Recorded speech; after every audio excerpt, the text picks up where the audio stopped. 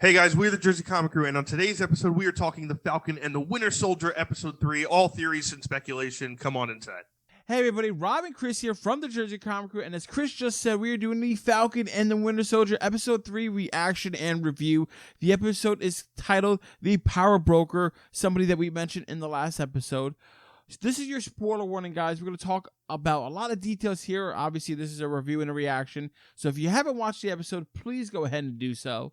So, Chris, first of all, the fact that this was named the Power Broker, immediately I was like, oh, we're going to see the Power Broker. We talked about him the last episode. That's awesome. We did. We didn't actually get to see the Power Broker in this episode, but we did get, like, the setup of, like, he's in power in Madripoor. We saw Madripoor, which is, like, a futuristic Tokyo, also, like, a slum of Tokyo. It was so cool. And I got to say, I was pleasantly surprised to see Sharon Carter, and they hammered home that concept of her, of like these heroes essentially not getting their just rewards. She literally has to be on the run and hidden off the grid in Madripoor. You know, she's doing some art stuff, which is cool, just to survive. And I just like that theme that we're getting hammered home again in Falcon and Winter Soldier. I love seeing Madripoor in real life. One little thing, too, the music that played when they enter Madripoor was almost perfect to what I kind of imagined it from the comic books, right? It was like techno-y mixed with, like, you know, this kind of like angry underground rock type all mixed in one. It was really cool. And yeah, Sharon Carter is back in a big bad way, in the sense of, number one, she's pissed. Dude, and she kicks ass. She has every right to be pissed. I have a huge theory about her later when we start getting into our speculation stuff, but like, I honestly think she has every right to be as mad as she is, because she's still on the run from Winter Soldier. From Civil War. And let's not forget how long ago Civil War was, right? We've gone through a lot more movies solo, as well as the last two Avengers movies, and now Steve is gone. So she's dealt with kind of all of this by herself, also in a world where she does not want to be. She stole the wings for Falcon, stole the shield for Captain America. She's essential for the reasons why the Avengers were strong enough to fight off Thanos, and she gets no love. But let's talk about her since we're on the topic of her, right? You know, we see her, she's in an art gallery where the real world art is, and she's like making money. And I was like, okay, Sharon Carter knows these skills. That's cool. Her kicking ass was great. And I think we both had the same theory, right? And so we haven't seen the Power Broker or who this Power Broker is, right? And we see that, like, she's amassed, obviously, wealth and like some kind of status in that Madripoor system. What if she is the Power Broker, Chris, right? And I'm sure that's like your fun little thing you're thinking about, because I was like, at the end of the episode, at the end of Sharon's part, after she's like, oh, you're going to clear my name, Falcon. He's like, yeah, I got you. She jumps in the car with somebody's like, we have a problem. She jumps in the backseat and they're driven off, right? Yeah. And it seems like she's a bigger role than we thought. I thought she was just going to be a government stooge. Yeah, I was very happily surprised. And I think, you know, it's technically a theory right now, right? Yeah, that she is the Power Broker. But it's more so harder to say she's not the Power Broker at this point from everything we've seen, right? And one of the most obvious clues is she's literally an art broker. That's what she's doing right now. She, like, the word broker is in her job description as far as what she's doing with the art. She's clearly wrapped up in stuff. And I think it's brilliant. I think it's a really good way to take her character in this world and make it matter in a weird, different way. Maybe make her a villain. Think about everything she's been through, right? She's been through the snap. She's been through all the Avengers stuff. She was the one left out, right? The Avengers kind of helped everybody else and saved everyone else. They kind of left her and forgot about her, right? She can't even go back home. She says it, like, I haven't been able to even call my dad and tell him I'm alive.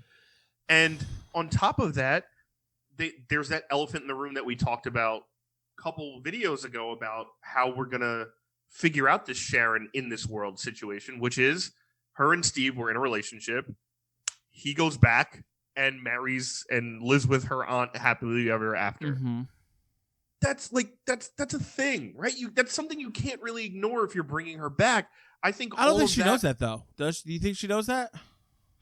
I mean, she seems to have a mass amount of power in Madripoor. Yeah. And one of the biggest things is also she lives on kind of the good part of Madripoor, like the rich part. And of course, that connection is, of course, she's going to control the bad part from the other district. You know what I mean? Like, it keeps her out of it. It keeps her out of trouble, but also she can do whatever she wants. So I think her aspect is going to be really more wrapped up into like this new person she's become kind of because of what the Avengers did. And that's kind of something we haven't seen directly besides the bits and pieces we've seen of Zemo in, Civil War and what we see now, where Zemo did this because of the Avengers, because of his family dying in Sokovia. But this is you did this to me and you didn't help me, and I lost Steve and there was no explanation. We had no conversation, and he went back in time to marry my aunt or something. Like, that's gonna be a big thing. I could definitely see her character unfolding more to be something like this villain character. That'd be a fun theory to have come true. But you mentioned Zemo. We got to talk a little bit about Zemo here. You hit the nail on the head in the last episode. They had to break Zemo out. I mean, that's something like the fun theory, like spy thing. Oh, we have to break out the bad guy to get the other bad guys. Just do it, right? So they break out the bad guys to get the other bad guys. But he's my bad guy. Yeah, he's my bad guy, but he's not your bad guy, right? So like, and then Zemo is still doing like his weird and manipulative kind of thing. Like the whole time you're sitting there, you're feeling a little cringe. I think they did well with his subtle like evil. We saw the purple mask, which was great. He put it on and he killed a couple of people, which is cool, Baron Zemo style. It was just, when I just saw Sharon Carter kill everybody and then I saw Zemo, I was like, all right, you're not that cool. Like, Sharon's so much cooler than you.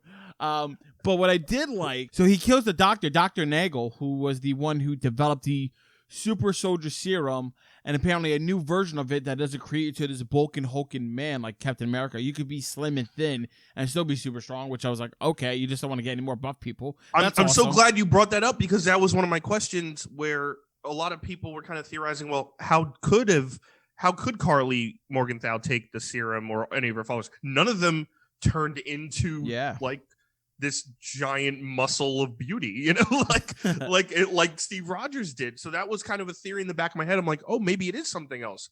But no, apparently it's this new serum that kind of takes the best effect away, I guess. So and then he kills him, right? So that whole scene of learning the serum and the killing of this guy did two very good things, I think, for Marvel. One, that showed that superpowered people don't have to be these musclehead, goddesses with physiques. You could just get a great actor, you could be thin, and like, oh, he has super strength.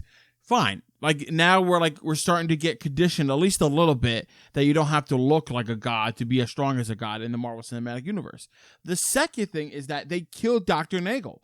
So the only person who knows how to do this is gone and dead, which means that there are not going to be any more super soldiers after these 20.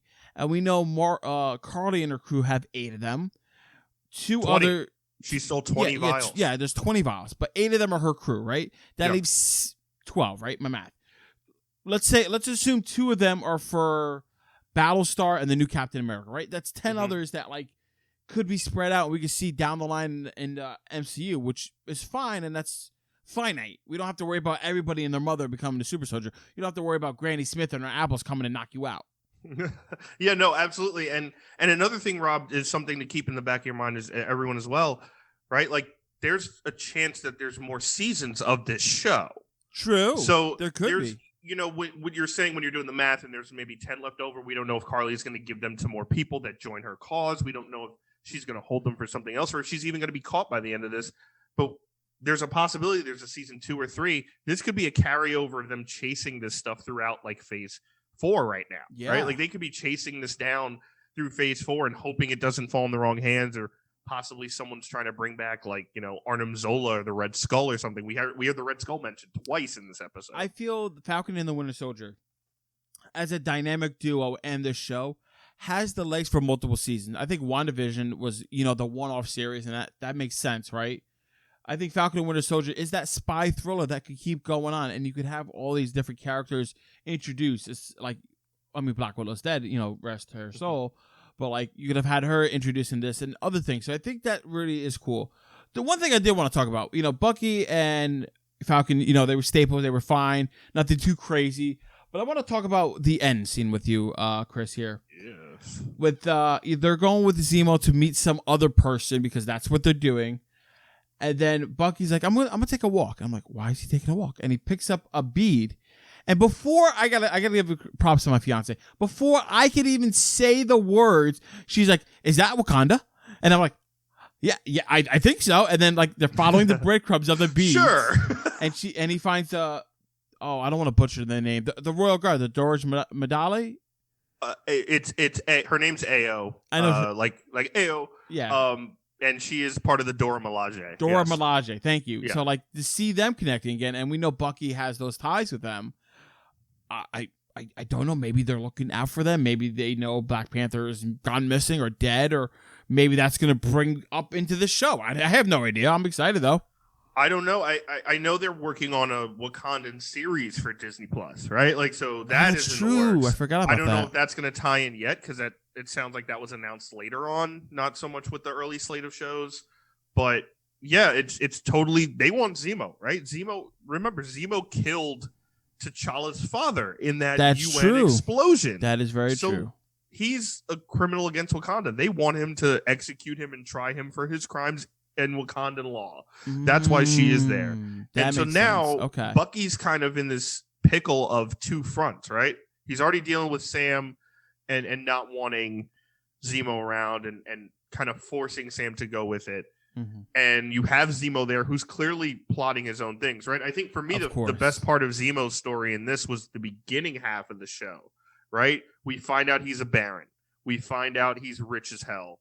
You know, the mask, but also his connections. And he's already, which seems to me, trying to coax that Winter Soldier back out of Bucky. Oh, he definitely is. He wants to break Bucky. Trying to. I don't think for his own thing. I think he wants to control him though for himself. I don't think it's for control. I think he just wants to break him to show that, hey, I could break you kind of deal. I think it's more of a show of bravado and self-control because he can control everything else. I mean, in theory, right? He's displaying that he can and has that capability. But with Bucky, I think he wants to break Bucky to show like, oh, Bucky, you're not okay even though you think you're okay. Yeah, that too. And I agree. Like, that's either way, right? And with Zemo, that would make sense too because he's a mind guy, right? He wants to get in there and control it. But yeah, as far as Wakanda being a part of this, that's going to be crazy because not only like is Ao part of the Dora Milaje, she's second in command under Okoye. Yes. Who we know from the Avengers and Black Panther. So she's going to come after, and obviously they know Bucky because he was at Wakanda for a while. So that's going to be another front. And if Sharon Carter is the power broker, that's another front. So you're dealing with a lot of stuff. There's only 3 episodes left. Oh, and that's it? There's only 3 left? There's only 6 episodes for this whole season. What is this? This is terrible. Yeah. I don't approve. Kevin Feige, call me now. This is not 3 episodes left. We're not halfway.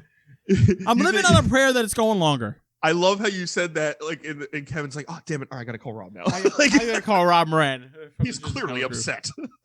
But, like, yeah, there's only 3 episodes left, to me, which is clear as day telling me there's definitely more seasons, right? Yeah. Like, there's no way they're wrapping up all of this, plus Carly Morgenthau, plus U.S. Agent, right? Like, there's 3 episodes going on.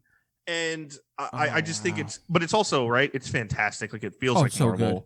It's like so good. I absolutely love what they're doing with Sharon Carter right now, where she's not just kind of like there in the mix of stuff for like 10 minutes and then you never see her again. So I was very pleased. I mean, even if we don't see her for the rest of the show, right? Her arc in this was great, right? To see that character, and we know we're gonna see her again in the future, kind of deal. Like, let's say worst case scenario, we don't see her again in the show. We know we're gonna see her again in the Marvel Cinematic Universe. She's gonna be a power player.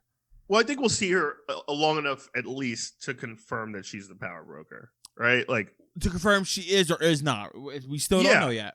Exactly. I mean, all the quacks like a duck, flies like a duck kind of thing. But like, if it's a gander, but if it all lines up, she would be the power broker. Which in the comics, right, it was kind of a bunch of different people. There's like 2 or 3 different people. They were kind of named. The first one was like Curtis Jackson, not 50 Cent. But he was named Curtis Jackson. They were kind of like gangsters. So like kind of taking a massive character in the comics that's connected to Steve and making her kind of go bad would be a crazy cool thing to do. Guys, it is safe to say that we love that episode of Falcon and Winter Soldier. We want to know your favorite scene and moment down in the comments below. And make sure to stay tuned because in a couple of days, we're going to release our Easter egg video. We're going to share the Easter eggs that we found that you need to know. And guys, thanks so much for watching. Give us a thumbs up, like. It really helps the channel out a lot. If you're new, subscribe, turn those notifications. You don't want to miss anything else. You don't want to miss more Falcon Winter Soldier. There's only 3 episodes left. We're going nuts. And as always, I'm Chris, and that's Rob. And we're the Jersey Comic Crew, and we'll see you next time.